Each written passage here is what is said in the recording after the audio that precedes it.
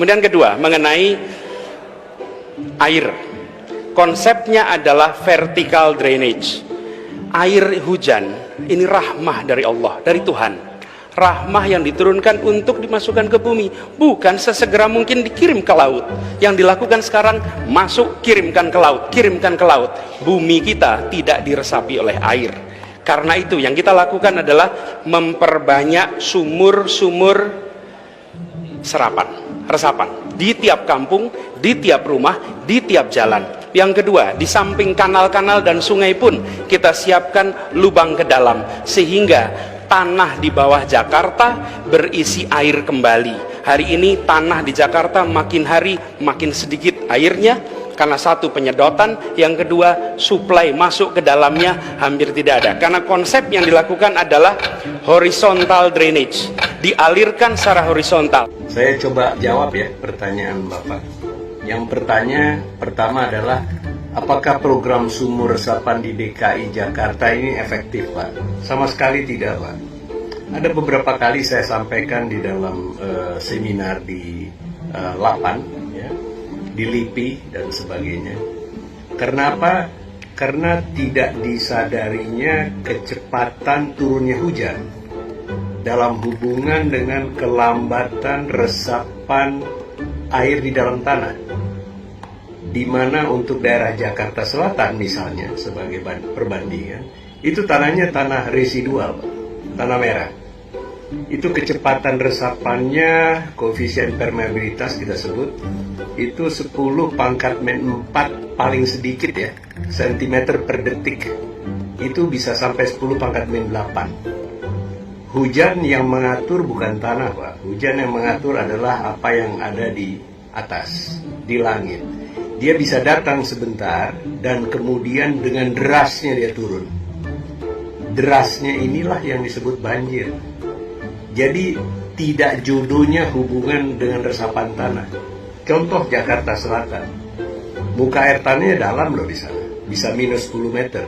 Tapi ada banjir kan di Kemang, tingginya bisa 1,5 meter. Jadi perbedaan kecepatan yang tidak disadari inilah yang menyebabkan banjir sementara.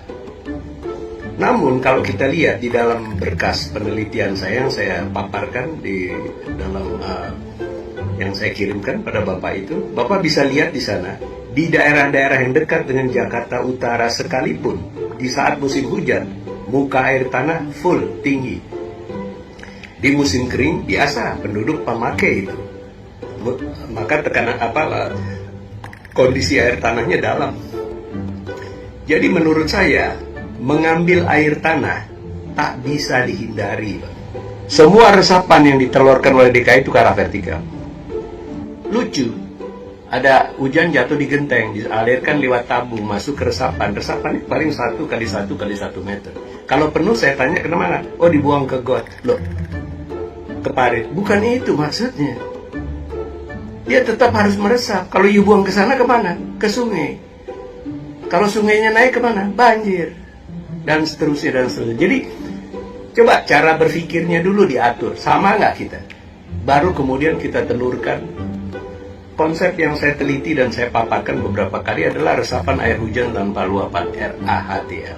Itu horizontal, bukan vertikal. Dan saya sudah coba di rumah saya dan di Untar segala.